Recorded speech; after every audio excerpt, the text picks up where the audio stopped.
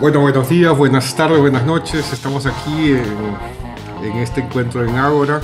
Hoy tenemos un invitado de lujo, José María Aguirre, y los tres justamente tenemos en común dos cosas, que somos filósofos y somos egresados también de la Pontificia Universidad Católica Argentina, más conocido como la UCA. Así que, ¿cómo están? José Manuel, José María, ¿qué tal? ¿Qué tal? Bueno, es un gusto estar entre colegas y personalmente con José María yo lo conocí bien porque en la facultad coincidimos, así que bueno, nada, es un gusto estar hoy acá.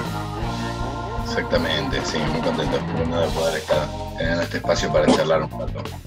¿Qué tal?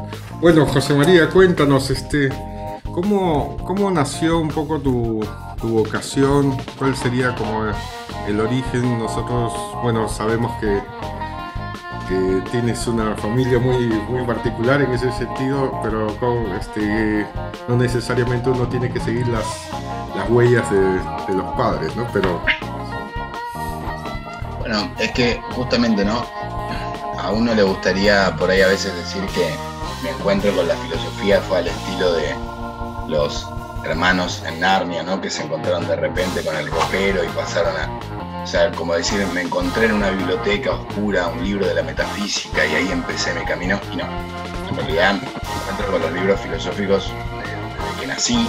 Mi casa es una gran biblioteca llena de libros de filosofía. De Aristóteles, Sócrates y Platón se habla desde que tengo recuerdo. Mi papá, los dos son filósofos, compartieron juntos la carrera, de hecho se conocieron en la carrera. Y yo creo que mi relación con la filosofía empezó por ese lado. Ahora uno dice, bueno, la vocación filosófica, porque ahí coincido tal cual. De hecho, yo termino, ¿no?, mis estudios secundarios y estaba entre historia y ciencias políticas. De hecho, me decido por ciencias políticas, donde estoy un año nada más, y ahí sí termino pasando a la filosofía. Pero yo creo que va muy relacionado y muy de la mano con lo familiar. ¿Pero en qué sentido? No lo familiar tanto como que mis padres fueran filósofos, y mucho menos que me pidieran estudiar filosofía. Yo creo que, no sé si existe algún padre que le pida a su hijo que estudie la carrera de filosofía. es verdad eso. Pero yo sí lo digo desde lo familiar porque, a ver, en casa todo lo que era la cultura antigua, lo clásico, los mitos, la mitología, los cuentos, las leyendas y toda esta relación que va muy de la mano en muchos aspectos con la filosofía. Si uno a mí me pregunta, bueno, ¿por qué te dedicaste a estudiar filosofía?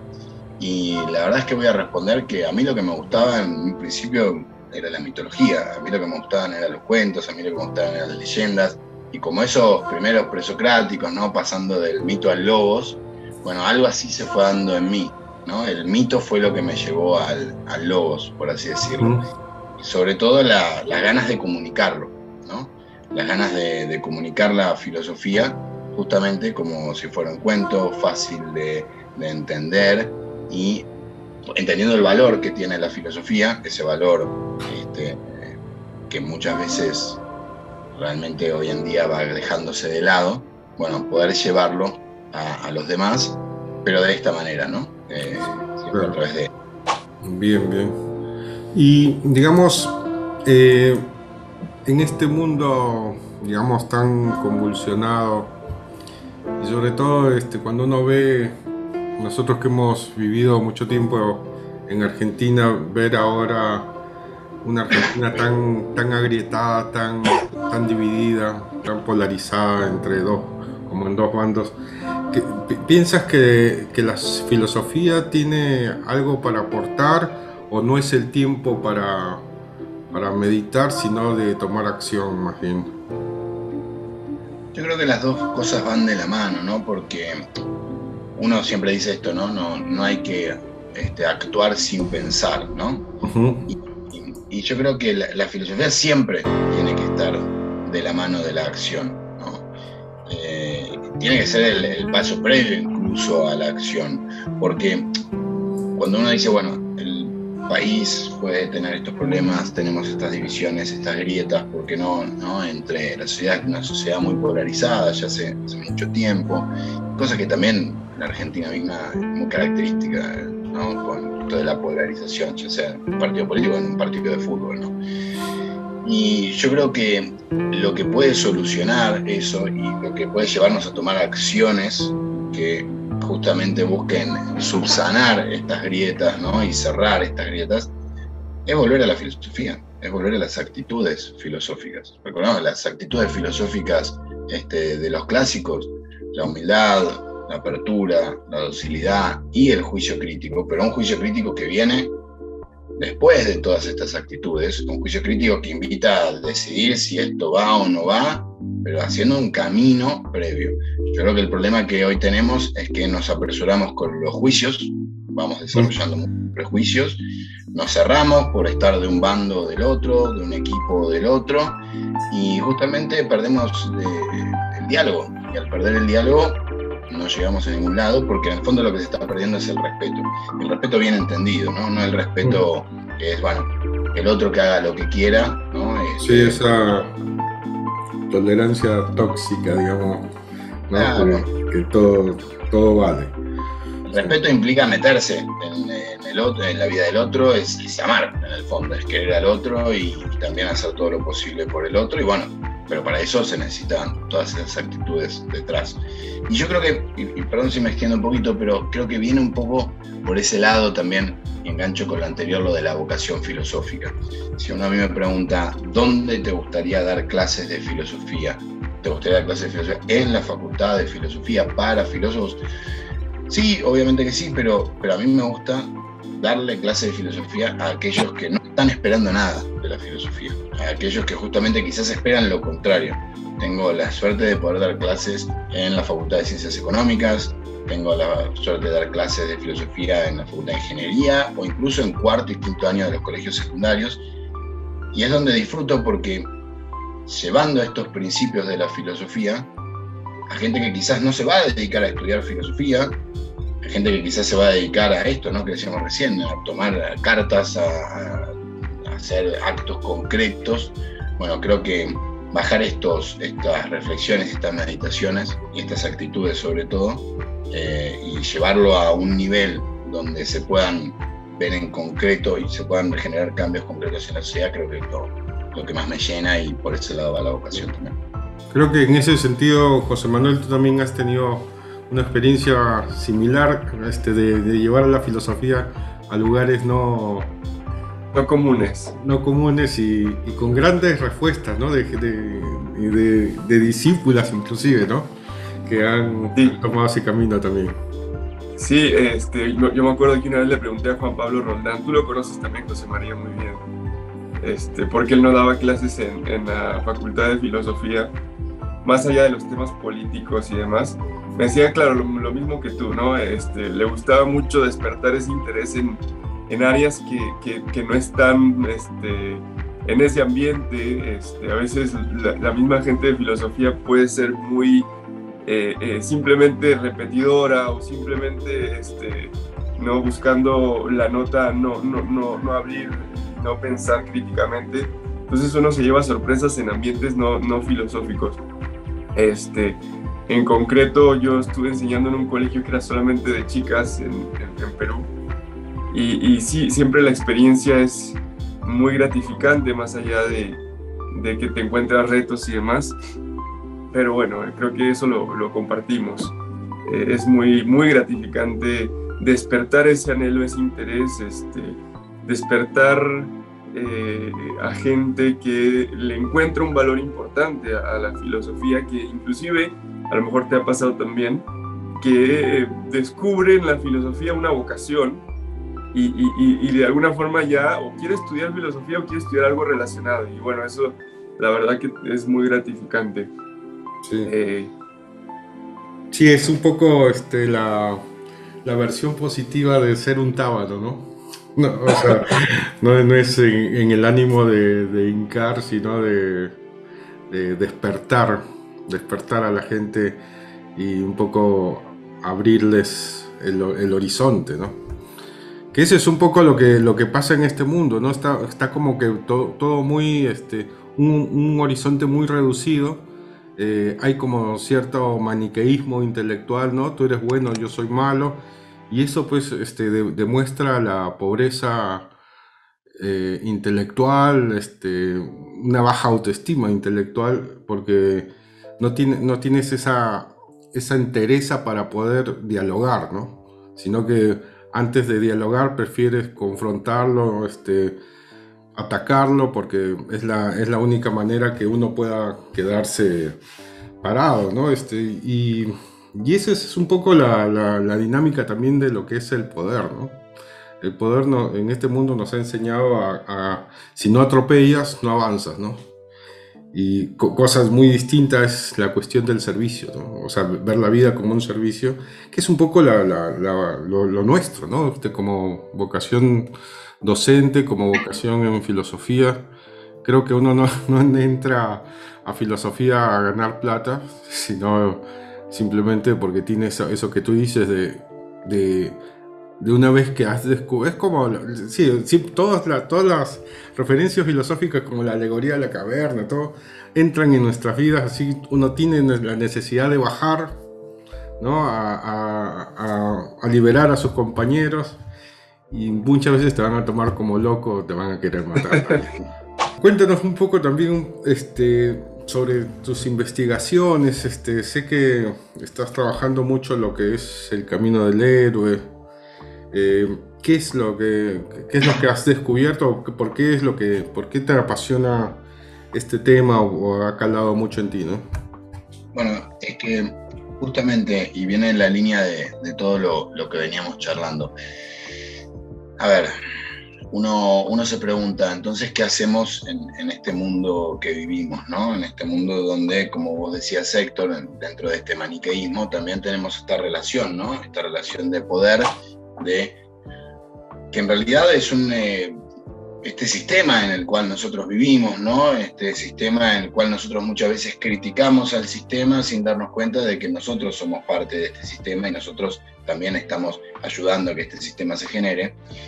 Y justamente pensando un poco en estas cosas, en el decir, bueno, ¿cómo podemos ir en contra de esto que está estipulado? Bueno, yo decía, ¿quiénes son los que pueden ir realmente en contra de lo que está establecido, de lo que a veces parece oscuro y domina? Y bueno, son los héroes, ¿no? Son los héroes, son muchas veces los héroes, los superhéroes, ya estemos hablando de Hobbit, estemos hablando de Tony Stark, o estemos hablando de Batman. De Batman, por ejemplo, sí, del lado de DC. Pero es que bueno, y la idea de lo heroico, como les decía hace un rato, ¿no? En mí siempre caló muy hondo desde chico. O sea, yo empiezo a estudiar filosofía en parte por esto, porque a mí me gustaba escuchar cuentos, leer cuentos y contar cuentos, ¿no? Y ya desde la mitología son los héroes, ¿no? En los mitos, los que... Hay mitología de todo, ¿no? Y no toda la mitología son relatos heroicos. Pero los relatos que por lo general nos recordamos y nos acordamos son aquellos donde hay un héroe. A veces hago la prueba con los chicos en el colegio y les digo, ¿se acuerdan de tal mito? No, pero les digo, ¿y el nombre Hércules les suena? Y siempre a alguno les suena, ¿no? Siempre alguno escuchó por una adaptación, por una película de Disney, por una película real, porque leyó en el colegio. Recordamos todas estas cosas que nos vienen llegando desde antiguo hasta el día de hoy. Y quizás en el héroe es donde encontramos cómo realmente cambiar el mundo.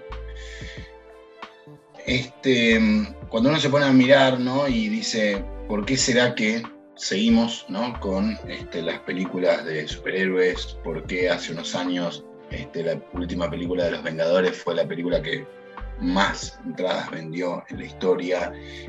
¿Por qué seguimos teniendo remakes de los remakes? ¿Por qué seguimos buscando a Hércules, ¿no? Y le hacemos adaptaciones hoy en día? Y yo creo que es porque hay una gran necesidad de lo heroico, hay una gran necesidad de ver a los héroes. Y la pregunta es, ¿ver qué de los héroes? porque sí, es muy lindo ver a Superman volando, es muy lindo ver los poderes que tienen los superhéroes, son atractivos, me llaman la atención, me gustaría ser un poco como ellos en algún punto, ¿no? Por lo menos ser como Flash para llegar a tiempo a los trabajos, ¿no? Pero creo que pasa más allá de esto, ¿no? Lo que nos gusta ver es cómo el héroe, frente a una dificultad o una adversidad tremenda, porque por lo general los héroes, ¿no?, atraviesan dificultades casi imposibles de imaginarnos para nosotros, pueden con mucho sacrificio vencer las dificultades. Esto que estoy diciendo obviamente que no es algo que me di cuenta yo, ¿no? Ya Joseph Campbell, ¿no?, en su, ahí lo tenemos, no sé si se ve, pero tenemos, ahí está. Ahí. En su libro El héroe de las mil caras, ¿no? Joseph Campbell, antropólogo, hace un estudio, ¿no?, de lo que él va a llamar el monomito, ¿no? De alguna manera va a decir que en todas las culturas, religiones y periodos históricos siempre aparecieron relatos donde tenemos héroes, ¿no?, donde está presente lo heroico. Y analizándolos y comparando este folclore con los mitos y las leyendas, vio que hay un camino, ¿no? Hay un camino similar en todas estas historias, incluso en relatos religiosos, ¿eh? O sea, hay un camino similar en el camino del héroe. Y así fue que en su libro, ¿no?, en El héroe de las mil caras, en el fondo el título lo dice todo, ¿no? Es el mismo héroe que tiene muchas caras, por eso el monomito, fue construyendo un itinerario, ¿no?, de los pasos que atraviesan los héroes en esta aventura. Metiéndome y estudiando esto, pasé a otro personaje que es guionista y productor de cine, llamado Christopher Vogler, que estudiando también a Joseph Campbell, escribió una versión no resumida, pero sí simplificada en algún punto de este libro, El héroe de las mil caras, que se llama El viaje del escritor. ¿Por qué lo escribe? Porque él, leyendo la obra de Campbell, dice: esto está buenísimo para un guionista, para un productor, está bueno para alguien que tiene que corregir un guión, ¿no? A Vogler le llegaban guiones al estudio, Vogler trabajando en Disney, trabajando con Lucas, o sea, un tipo muy metido, ¿no?, en las películas. Dice, bueno, como corrector, ¿no?, editor de guiones, me llega a mí un guión, ¿cómo me doy cuenta si está bueno? Bueno, ¿por qué no basarlo en el camino del héroe que plantea Joseph Campbell? Y así es como escribe él también, ¿no?, una guía para pasarle a sus compañeros guionistas, para que ellos lo tengan de recurso, y simplifica todo este libro, ¿no?, de Campbell en las 12 etapas del viaje del héroe, que creo que están clarísimas, ¿no? Y viendo cómo estas 12 etapas se desarrollan, vemos cómo se desarrollan la mayor parte de las historias heroicas, incluso cuando a veces alguien pregunta y dice, pero entonces todas las historias de los héroes son iguales. No, el hecho de que atraviesen situaciones o se vayan dando estas etapas no quiere decir que las historias sean iguales, que se resuelvan de la misma manera, que conlleven lo mismo, pero sí nos dan la pauta de lo heroico, sí nos dan la pauta de que en realidad, si uno se pone a analizar estas etapas, el camino del héroe no es más que el camino que atravesamos nosotros todos los días, ¿no? Cada día es una aventura que tiene sus etapas, cada día hay un llamado a la aventura, cada día puede haber un rechazo a esta llamada, cada día necesitamos de mentores que nos enseñen cuáles son las reglas del juego, cada día enfrentamos a un enemigo y si nos mantuvimos firmes y fieles a nuestras convicciones, a nuestras enseñanzas, podemos vencer ese enemigo y regresar a casa, ¿no?, a lo que es tan importante, no solo el ir hacia la aventura, sino también volver a casa con el elixir para poder transformar el mundo. Creo que hoy lo que falta es eso, es afrontar nuestra vida de manera heroica, sabiendo que las dificultades existen, que al enemigo se lo puede vencer y que es la forma de conseguir el elixir para cambiar nuestra realidad, conseguir esa pócima, ese romper con el hechizo del malvado para poder traer la magia buena, ¿no? En algún punto, en esto se basa el camino del héroe, pero Vogler sigue aclarando algunas cosas muy interesantes, ¿no? Dice, bueno, pero a veces es difícil cuando uno lee un guión darse cuenta quién es el protagonista o quién es el héroe, porque pensemos en una película como la de Los Vengadores, ¿no? La Liga de la Justicia, tenemos un montón de personajes, bueno, son todos protagonistas, todos en héroes, sí, en el fondo todos en héroes, incluso todos tienen sus películas, sus series, etc. Pero, dice Vogler, bueno, ¿cómo identificamos al héroe, ¿no?, de la historia? Dice, el héroe tiene algunas características que son centrales. En primer lugar, el héroe es el que más aprende. De todos los personajes, el que más aprende, el que más crece a lo largo de la historia y se va desarrollando, es el héroe. Este desarrollo no es un desarrollo solo físico en habilidades, poderes, sino que es un desarrollo espiritual. Por lo general, de hecho, es un desarrollo puramente espiritual. Los héroes, en algún punto, a veces terminan derrotando a los enemigos o a los villanos sin utilizar sus poderes, ¿no? Simplemente la fuerza de su corazón, como le diría Phil el fauno, que entrena a Hércules en la película de Disney en dibujitos. Y justamente, no solo es este aprendizaje, sino que además, dice Vogler, el héroe es aquel que lleva a la acción. Y cuando decimos llevar a la acción, bueno, claro, estamos hablando de películas de acción. No necesariamente, o sea, gracias a los actos del héroe, la historia se desarrolla. Si el héroe no se levanta para enfrentarse al enemigo, si el héroe no se levanta para aceptar el llamado a la aventura, el mundo sigue igual.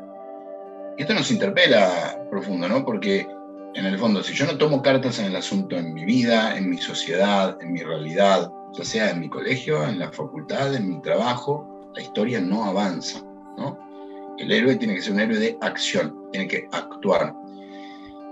Y lo más importante, dice Vogler, es que entre todas las características que da, el verdadero héroe no es el héroe que tiene poderes, que tiene características súper, sino que la verdadera característica del héroe, la verdadera habilidad especial del héroe, es la capacidad que tiene para sacrificar. Es el sacrificio. Esto viene en la línea de lo que vos decías, Héctor, ¿no? Con el servicio al otro. El héroe es capaz de darlo todo. Y cuando hablamos de dar todo, quizás algunos dicen, bueno, pero no todos los héroes terminan dando su vida, quizás podemos tener un ejemplo, un héroe de deporte o un héroe en algún caso concreto. Bueno, pero fíjense que de alguna manera siempre el héroe es capaz de dar todo en eso, ¿no? Ya sea dar todo lo que representa su vida o poner en juego toda su carrera o poner en juego todo lo que tiene materialmente, espiritualmente. Siempre el héroe está dando, pero no solo como una especie de, bueno, yo doy esto para vencer al enemigo y así, sino que justamente el héroe pone todo ese sacrificio por los demás. Siempre el héroe lucha por un otro, ¿no? El otro día charlábamos esto en una jornada de un colegio, ¿no? Donde decíamos, bueno, que hoy en día se está rechazando los cuentos, ¿no? Esta idea de la princesa encerrada en el castillo que tiene que esperar a que venga, ¿no?, el príncipe a rescatarla, y uno dice, bueno, pero la princesa también podría soltarse sola. Sí, seguramente que sí. Pero a mí lo que a veces me da miedo es que nos olvidemos de que el príncipe tampoco la tiene fácil, porque para rescatar a la princesa tiene que enfrentarse a un dragón, tiene que enfrentarse a los enemigos, tiene que enfrentarse a un montón de cosas. Y acá lo importante es que el príncipe no hace eso para luego ser rey, para obtener riquezas. El príncipe hace eso por la princesa, ¿no? Y acá pongámoslo de un lado o del otro, independientemente. Lo interesante es saber que el héroe, siempre que actúa por un otro, por los demás, por esta capacidad que tiene el sacrificio, incluso de dar su vida. Y ahí es donde nos damos cuenta dónde está, ¿no?, lo heroico.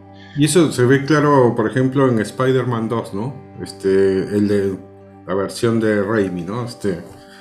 Donde él está en conflicto todo el tiempo entre si estar con Mary Jane o asumir su papel de superhéroe, y toda esa escena donde cae el tren y él ahí se ve todo esto que estás diciendo, ¿no? Es que esto lo podemos ver, incluso lo vemos en... A ver, yo cuando pienso en superhéroes lo vemos en todos. Yo pienso en uno siempre, pero porque me parece que la historia la que más se ha desarrollado, que es, bueno, Tony Stark, ¿no?, y Iron Man. Cuando a veces uno pregunta y dice, bueno, viendo las películas de los Vengadores, con todos estos superhéroes, ¿quién es el protagonista? ¿Quién es el héroe, no? Y ciertamente es él, es Tony Stark, pero no porque el Capitán América no sea heroico, no porque Thor no sea heroico, Viuda Negra, Hulk, todos a su manera lo son, y todos sacrifican y todos dan por los demás, pero el personaje que más crece, se desarrolla, aprende, pasa de ser, ¿no? Esto, como él dice, ¿no? Un multimillonario, filántropo y playboy, pasa a ser el tipo que es capaz de dar absolutamente todo, y lo hace por los demás, ¿no?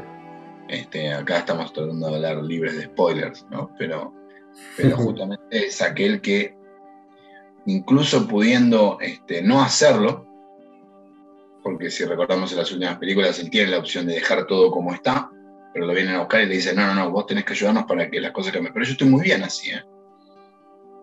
Hay un diálogo que es hermoso ahí con su esposa, donde ella le dice, básicamente, podés dejar todo como está, pero vas a poder dormir de noche, ¿no?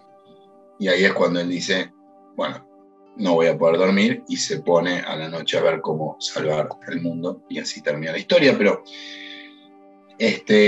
va muy ligado. Ahora, puede pasar, ¿no? Que estos héroes, ¿no? Y todas estas historias, por un lado, nos incentiven y nos den ganas de decir, bueno, yo quiero ser como Tony Stark, entonces, en este sentido, quiero ser como Spider-Man, quiero ser como Batman, quiero ser como Frodo, como Bilbo. Pero también puede pasarnos lo otro, ¿no? Ver estas historias como algo tan espectacular o grandilocuente, o que uno diga, bueno, pero ¿yo qué puedo hacer? Porque él puede, porque tiene muy inteligente, o tiene millonario, porque usa la magia, o porque...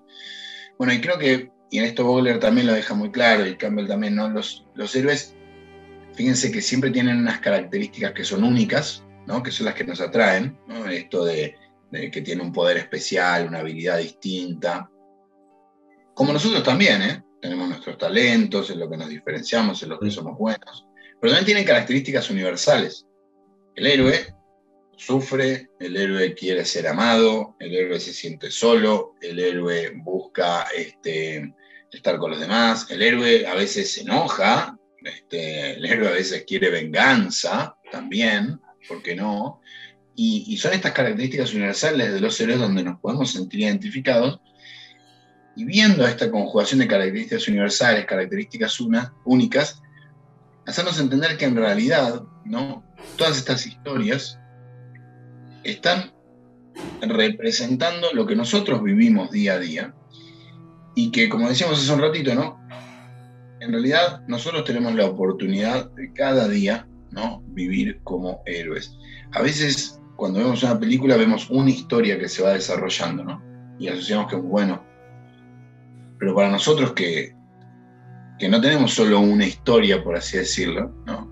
Nosotros que al mismo tiempo podemos ser, tener nuestro trabajo, nuestras amistades, nuestra familia, nuestros estudios. Tenemos como muchos caminos, ¿no? Viajes del héroe en simultáneo muchas veces. En algunos estamos aceptando la llamada, en otros estamos ya venciendo al enemigo, en otros estamos volviendo a casa, ¿por qué no? Y entender que la vida se puede afrontar de esta manera es entender que la vida entonces se tiene que afrontar con aprendizaje, es que entender que la vida se tiene que afrontar actuando, y sobre todo con mucho sacrificio, revalorando lo que es el sacrificio. Yo creo que estamos viviendo en un tiempo donde se perdió el valor del sacrificio, lo que implica sacrificar, ¿no? Donde uno a veces escucha, no, lo mejor es hacerlo de tal manera que te cueste menos. Escuchamos mucho esto de ser feliz, y que me parece fantástico que seamos felices, tenemos que ser felices, pero a veces hay que entender que para ser feliz hay que dejar cosas de lado, que para ser feliz hay que sacrificar tiempo, hay que poner esfuerzo, hay que poner ganas, y que para ser verdaderamente feliz hay que servir, ¿no? A los demás, y hay que dejarse un poco y dejar un poco lo que es uno por los demás. Y por eso es que seguimos escuchando de él, viendo historias y amando de estas historias. Creo que está claro cuando uno revisa un poco de este camino del héroe y entiende que se puede aplicar a la propia vida, ¿no? Lo que tú decías, y siguiendo también a Job, cuando dice que batalla, lucha es la vida del hombre sobre la tierra. O sea, cuando nosotros nos damos por vencidos en algo, dejamos de luchar, pues ahí empezamos a perder nuestro protagonismo en lo que nos toca.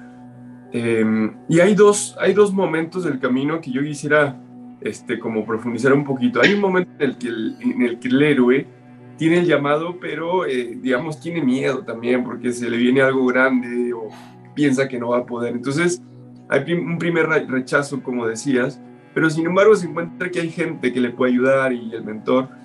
Entonces, por un lado, ese momento, y después también cuando él ya una vez que pasó por todo ese recorrido, ya vivió, respondió al llamado, hizo lo que pudo, también se vuelve como un mentor o alguien con cierta sabiduría para enseñarle a otros.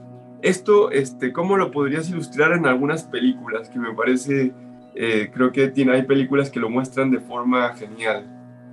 Bueno, es que yo creo que es una de las cosas que a veces a uno le cuesta más entender cuando es más joven o chico, ¿no? Porque el héroe, ¿no? Uno quiere ir a ver una película y dice, bueno, quiero que la película avance, ¿no? Quiero que pasen cosas, ¿no? Que ya lleguen los monstruos y que el héroe... Y muchas veces pasa, ¿no? Y eso lo empieza a entender uno de grande, cuando uno empieza a vivir y a tener también estas experiencias en la vida, que a los héroes, que están muy cómodos en su mundo ordinario, ¿no? El mundo ordinario del héroe se llama así justamente porque el héroe conoce las reglas de este mundo. No quiere decir que el héroe esté cómodo ahí, puede estar disconforme. Pobre Harry Potter, ¿no? Viviendo abajo de una escalera, no estaba nada contento con su situación, pero conocía las reglas, ¿no? Sabía lo que tenía que hacer, sabía que si quería ir a la cocina de noche, tenía que ir a un cierto momento donde no estaban sus parientes, sus familiares, conocía las reglas. No está cómodo porque conocía las reglas. Iron Man, ¿no? Que lo habíamos hablado hace un ratito, está cómodo, conoce las reglas, es multimillonario, piensa que no le falta nada, por lo menos eso es lo que piensa. Y este ejemplo está clarísimo con los hobbits, ¿no? Con Frodo, con Bilbo, ¿no? Una vida cómoda, una vida tranquila, una vida sin aventuras, ¿no? Donde a veces la sangre los tiraba para algún lado, pero mejor ser respetable. Y llega el llamado a la aventura. Cuando llega el llamado a la aventura, primero lo interesante del llamado a la aventura, o en realidad a veces, como a mí me gusta, ¿no? El llamado de la aventura. Porque la aventura irrumpe en la vida de estos protagonistas que todavía no sabemos si son héroes, ¿no? Son protagonistas, y la llamada llega desde afuera. La llamada llega desde afuera, no es una llamada autoimpuesta, no es una aventura que ellos se imponen. Siempre es una aventura que viene desde afuera, con sus reglas. Y obviamente, cuando nos cambian las reglas del juego, nos da miedo, ¿sí? Las reglas del juego, cuando no las conocemos, cuando no sabemos cómo vamos a hacer para resolver tal o cual situación, cuando no conocemos el peligro, sentimos temor. Y esto es algo muy humano. A ver, creo que todos hemos pasado por esta situación un tiempo atrás, cuando empezamos con las cuarentenas, cuando el coronavirus empezó a llegar a todos lados en el mundo, ¿no? Empezaron a cambiar las reglas del juego. Ya no podíamos salir a la calle como antes, no podíamos juntarnos como antes, no podíamos festejar, celebrar como antes, no podíamos estudiar ni trabajar como antes. Hubo ahí un llamado a la aventura fuerte, ¿no? Un cambio en el tablero. Y esto puede dar miedo, y por eso es que muchas veces el héroe rechaza el llamado a la aventura. Y fíjense que este rechazo al llamado a la aventura, en algunos es súper claro, ¿no? En algunos personajes es claro, ¿no? El héroe, sobre todo en esta idea, ¿no? La del elegido. Vieron que hay muchas películas donde el héroe es el elegido. Y el héroe a veces hasta se encarga de decir, no, yo no soy el elegido, no puede ser, yo soy un humilde campesino, yo soy un humilde tal cosa, ¿no? Yo nunca estuve... A mí el ejemplo que se me viene en la cabeza, hay una película que se llama Furia de Titanes, ¿no? Hay una película antigua que se llama Furia de Titanes que está buenísima. Hay una adaptación que tiene sus cosas mejores y sus cosas peores, pero siempre me causa gracia porque ahí el héroe se encarga toda la película de rechazar la aventura, ¿no? Que es casi como su objetivo. Todo el tiempo está diciendo, no, pero yo no puedo, no, pero yo no puedo. Obviamente, eventualmente lo hace, ¿no? Y acepta la llamada, pero los héroes muchas veces rechazan la llamada. ¿Qué pasa con las historias donde, por ejemplo, vemos que el héroe parecería que no rechaza la llamada? Harry Potter, por ejemplo, ¿no? Harry es casi como que está esperando cambiar su vida. Llega Hagrid, ¿no? Le dice, bueno, vas a estudiar magia, venite conmigo. Harry está súper contento de poder hacer esto, pero fíjense que el rechazo de la llamada hasta aparece en otros personajes, ¿no? Los tíos que le dicen, no, él de ninguna manera va a ir. siempre este rechazo al cambio está en algún personaje. Si no está en el héroe, está en alguien que lo quiere tirar para atrás.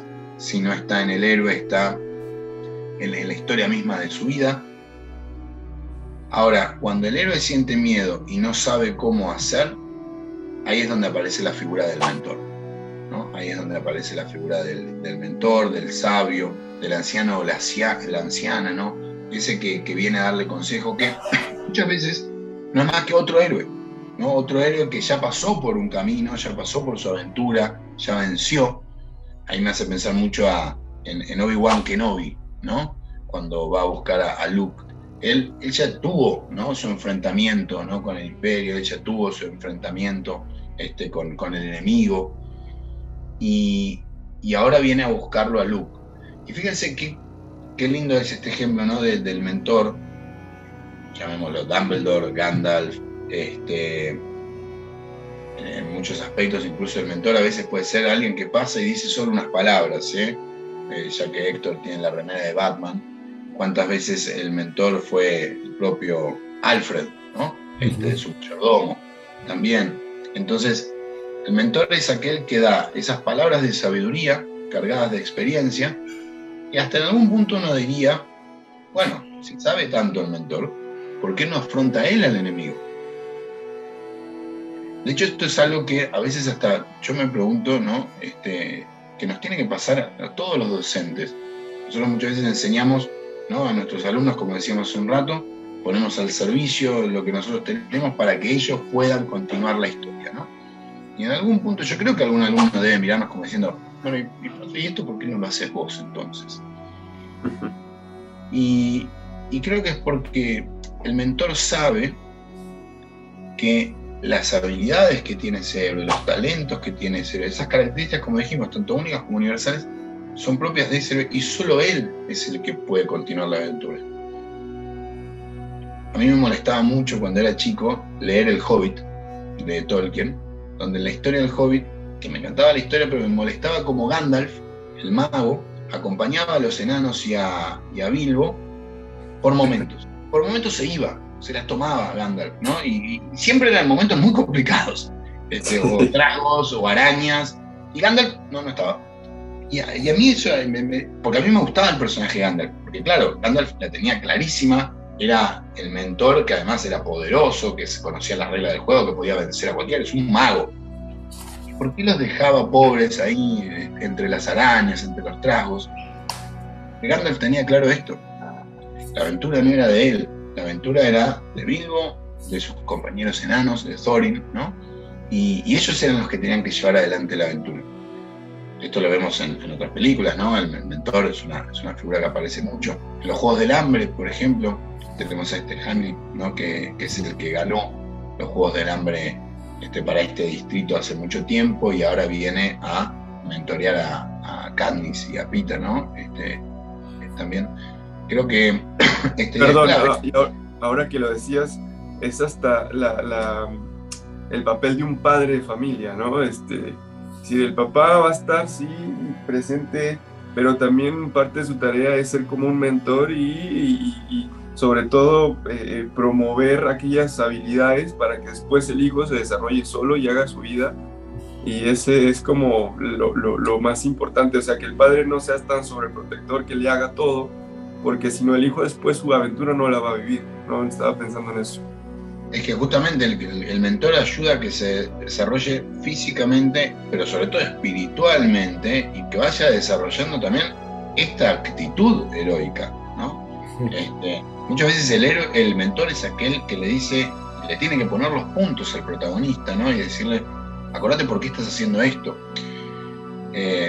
Para los que escuchen esto, si no vieron Hércules en dibujito, les recomiendo que la miren. Tiene una escena espectacular, que es la escena de entrenamiento. De hecho, por lo general los mentores en las películas aparecen en estas escenas, ¿no? Las escenas de entrenamiento, ¿no?, donde le enseñan al héroe a hacer cosas. Pero es en esas escenas de entrenamiento donde aparecen los mejores consejos, que poco a veces tienen que ver con el entrenamiento. Y Phil, ¿no?, el fauno que le está enseñando a Hércules, justamente le dice esto, que la verdadera fuerza no está en los músculos, sino que está en el corazón, ¿no?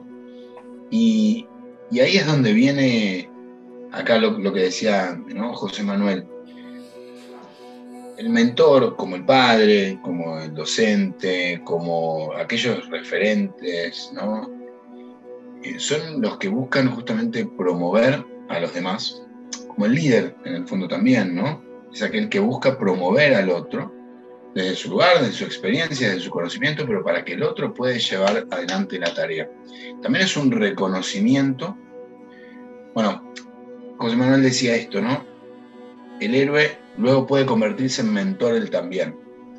Y yo creo que justamente es porque el héroe es capaz de sacrificar todo por los demás y vencer al enemigo, que luego puede convertirse en mentor. Pero no porque ahora soy mentor porque me recibí en la escuela de matar monstruos, ¿no? Claro. Sino porque ahora aprendí que puedo dar todo por los demás e incluso puedo dar mi vida, mi tiempo, mis habilidades para entrenar a otros, para enseñar a otros, para que ahora otros sean los que continúen con la aventura. Pienso que ahí está. O sea, el héroe puede convertirse en mentor solo porque ya atravesó por el máximo sacrificio y entiende que lo más importante no es su historia, sino que otro continúe la historia. Esto se ve clarísimo en Bilbo y Frodo, ¿no? El momento en que Bilbo le está dando la cota de malla de Mithril, la espada dardo a Frodo, y Frodo, bueno, las acepta y Bilbo le dice, bueno, casi como diciendo, las historias no se van a terminar nunca, ¿no? Porque siempre va a haber alguien que va a continuar la historia, y entonces le cede. Pero lo vemos en otras historias. Ahora en Netflix salió hace poco, basado en unos libros, ¿no?, de un polaco, y después los juegos también, la saga del Witcher, ¿no?, del brujo. No sé si la vieron por ahí. Y bueno, y también, o sea, está muy bueno porque justamente el brujo es un tipo que se dedica a cazar monstruos, ¿no? Y se encuentra en el camino con una niña, del cual él tiene que ser una especie de padre, mentor, pero muy duro, ¿no? Porque al mismo tiempo no solo es como el padre que la abraza, sino que le tiene que enseñar a la chica cómo sobrevivir en un mundo lleno de monstruos. Y en realidad toda la historia, en las novelas sobre todo, toda la historia de este tipo es cómo él tiene que dejar de ser él, el cazador de monstruos, para convertirse en ese que le enseña a ella cómo sobrevivir en este mundo. Y en realidad, y eso lo hace muy bien el escritor, a medida que las novelas avanzan, cada vez va apareciendo menos él. Él, que era el protagonista total, va apareciendo cada vez menos, va apareciendo más ella, hasta que ya al final la historia es de ella, ¿no? Y es el pasaje que va haciendo el héroe hasta convertirse en mentor, pero solo cuando aprende a desprenderse de sí mismo. Claro. Ahora uno escuchándote, todo lo que es este camino del héroe es una interpelación a nuestras propias vidas, y es como que creo que en medio de esta sociedad que valora tanto el hedonismo, el confort, me parece como que la única forma de planificarnos como personas es llevar este camino del héroe, ¿no? O sea, no es una cosa extraordinaria, sino que más bien es un llamado ordinario para poder ser plenos, para poder alcanzar la felicidad, ¿no? Y es increíble que en este análisis que hace Campbell, lo que refleja finalmente es que eso está inserto en la naturaleza humana, ¿no? O sea, al margen de las culturas, al margen de que sea Occidente o Oriente, este camino se ve reflejado como grabado en fuego, ¿no?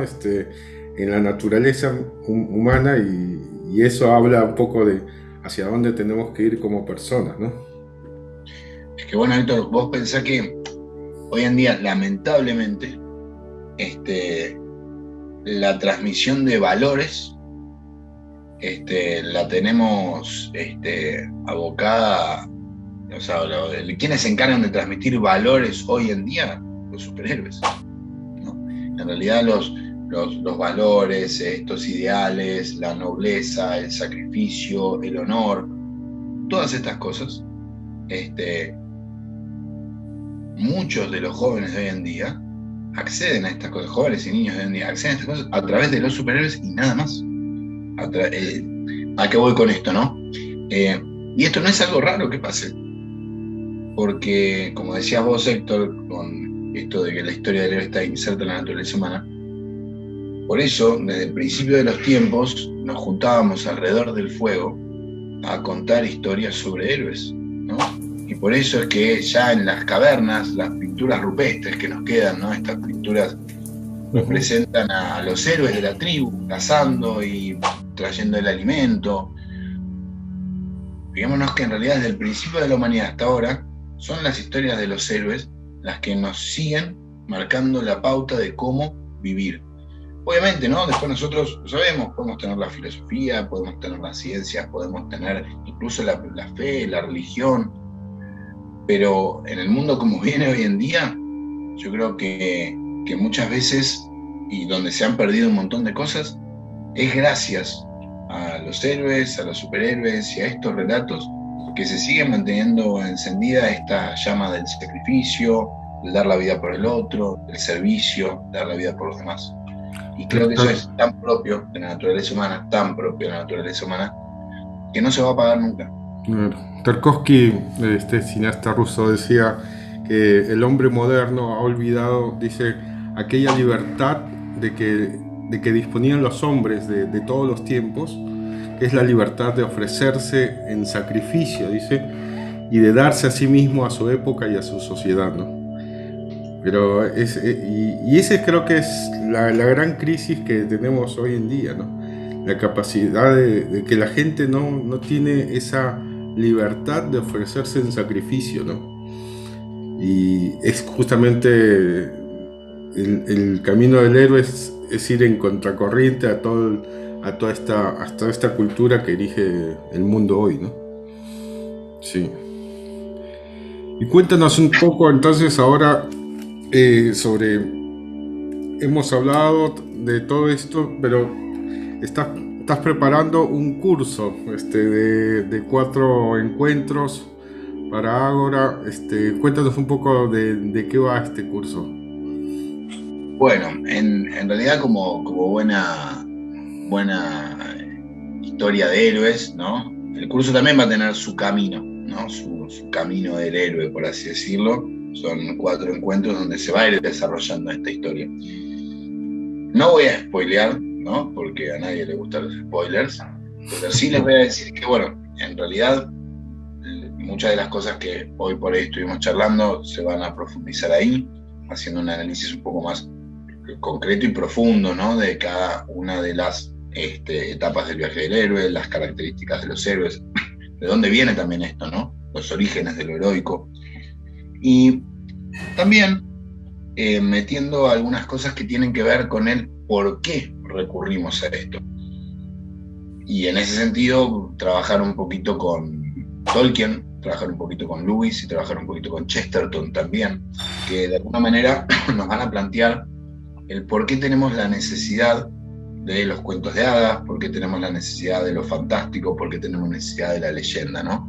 Planteando también que el relato fantástico, que a veces digo, relato fantástico y uno piensa, bueno, Harry Potter, Señor de los Anillos. No, una película de Marvel también es un relato fantástico, una película de Marvel también es un cuento de hadas. Bueno, ¿qué características tienen estos cuentos, ¿no? Que hacen que nosotros necesitemos de ellos, ¿no? Tolkien va a decir básicamente que es gracias a estos cuentos que nosotros podemos obtener, ¿no? La consolación, la sana evasión que nos llevan a una renovación, ¿no?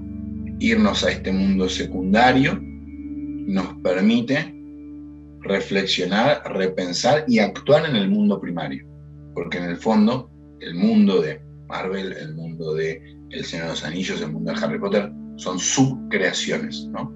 Son mundos que nosotros inventamos, pero a partir de este mundo. En otras palabras, es lo que nos gustaría que fuera la realidad. Y lo que nos gustaría que fuera la realidad no porque hubieran monstruos, o de hecho sería bastante incómodo, ¿no? A veces yo decía cuando era chico, qué lindo que existían los dragones. Después uno lo piensa de nuevo y dice, no sé si estaría tan lindo, ¿no? Un poco peligroso. Pero lo que nosotros sí queremos es que existan los héroes. Nosotros lo que sí queremos es un mundo donde el bien triunfe frente al mal y donde sea fácil distinguir lo bueno de lo malo. Tolkien decía algo muy interesante, ¿no? Que dice, cuando a los niños le das un cuento de hadas, la primera pregunta que hacen no es de si esto es verdad o no, si esto es real o no lo que le estás contando. Eso es lo que hacemos los adultos cuando leemos algo. Lo primero que hacemos es tratar de ver si esto es realista o no es realista, ¿no? Acá hay pantalla verde, ¿no? Pero lo que hacen los niños en realidad es preguntarse primero si este es bueno o malo. Porque lo que buscan definir es justamente esto, dónde está el bien y dónde está el mal. Y así como nos gusta de niños definir, y de grandes también, ¿no? Dónde está lo bueno y lo malo, así nos gustaría que fuera el mundo. Un mundo donde los héroes ganan, un mundo donde los héroes triunfan. Y contra todos aquellos que dicen, bueno, pero es que las historias de los héroes siempre son cliché porque terminan igual, es que justamente porque terminan igual es que las elegimos. Porque queremos ese mundo así. Bueno, en el curso vamos a profundizar un poquito en eso, ¿no? Un poco cómo, bueno, Tolkien llega a decir estas cosas, Chesterton también en su Ética para el País de los Elfos, en Ortodoxia también lo hace. Y bueno, obviamente trabajando con Campbell, Christopher Vogler, pero haciendo este camino, ¿no? Pasando por las etapas del camino del héroe, metiéndonos también, haciendo esta reflexión de, bueno, cómo llevar esto a nuestras vidas, ¿no? Cómo llevar esto a nuestras vidas, cómo realmente empezar a vivirlo. Perdón, ¿vas a trabajar también con el universo Marvel? Vamos a hablar un poquito de Marvel. Sí, Héctor Marreta también con DC. Así Héctor no Marreta, también con DC.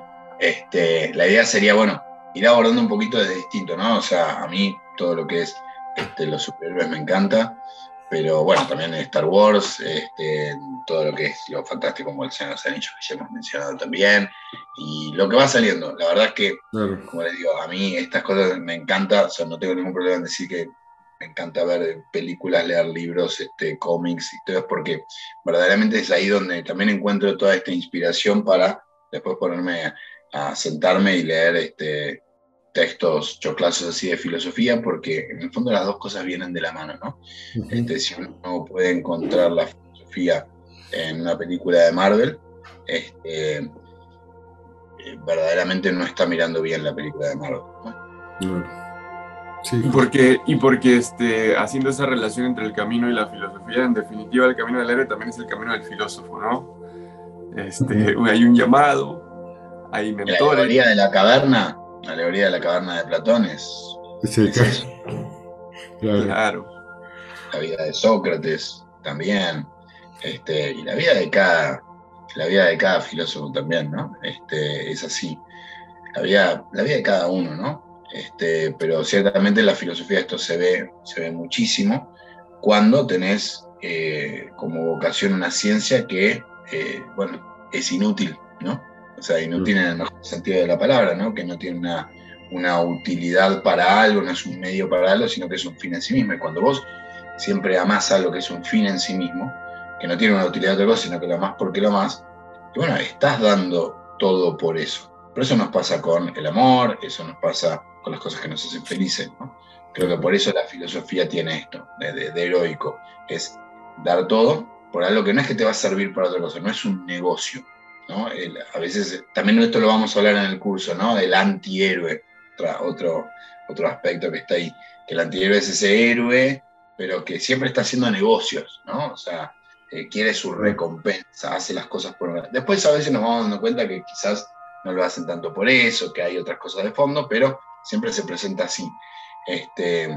O ni hablar, que también vamos a hablar de eso, ¿no? Del villano, que justamente fíjense que el villano es curioso porque representa lo opuesto al héroe en muchos aspectos. Incluso con inicios y orígenes muy en común.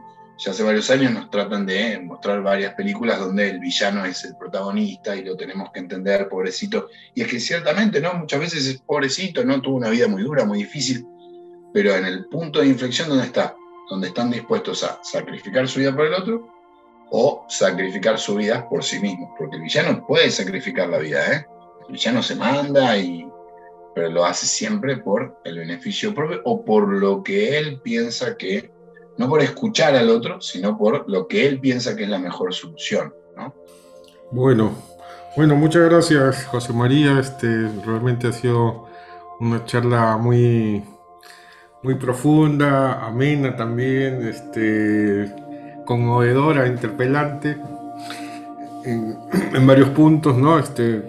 Como que uno toca en estos temas fibras de su propia vida, ¿no? Y eso es lo que conmueve también. Así que te esperamos para iniciar el curso. Realmente esperamos que haya una muy buena convocatoria. Creo que estos temas son de urgencia, a pesar de que uno puede decir, sí, pero esto es un tema de literatura, esto es un tema de filosofía. A veces estamos más pensando en que los temas importantes son formación política, cosas así, pero estas cosas realmente interpelan y dan en el centro, digamos, de lo que realmente necesitamos como seres humanos, ¿no? Así que te agradezco estos minutos que hemos estado conversando y hasta un momento, hasta el curso. José Manuel. Igual, muchas gracias, José María. Ha sido un gusto encontrarte, aunque sea por acá de forma virtual de vuelta. Y sí, la verdad que muy enriquecedor todo. Creo que después de escucharte, se refuerza en mí la idea de que todo esto lo que te da es una vida interior, y una vida interior que te va a ayudar en momentos duros, ¿no? A veces estamos muy hacia lo exterior, pero cuando uno tiene vida interior puede soportar y puede estar en situaciones muy duras, pero esa vida interior te ayuda a vivir. Así que bueno, muchas gracias y nos estaremos viendo luego. Bueno, yo les agradezco, sí, a los dos por este momento también, por haber charlado un rato. Y bueno, y muchas gracias por darme la oportunidad también de contar todas estas cosas que, como decía Héctor, ¿no? Apasionan, y también lo tocan a uno desde lo más profundo, porque es lo que a uno le gusta, con el objetivo de lo que decía José Manuel, ¿no? De generar este pensamiento, ¿no? Esta vida interior que nos permita, ¿no? Enfrentar nuestro día a día de la manera más heroica posible. Buenísimo. Bueno, muchas gracias. Nos vemos. Un abrazo grande, nos estamos viendo.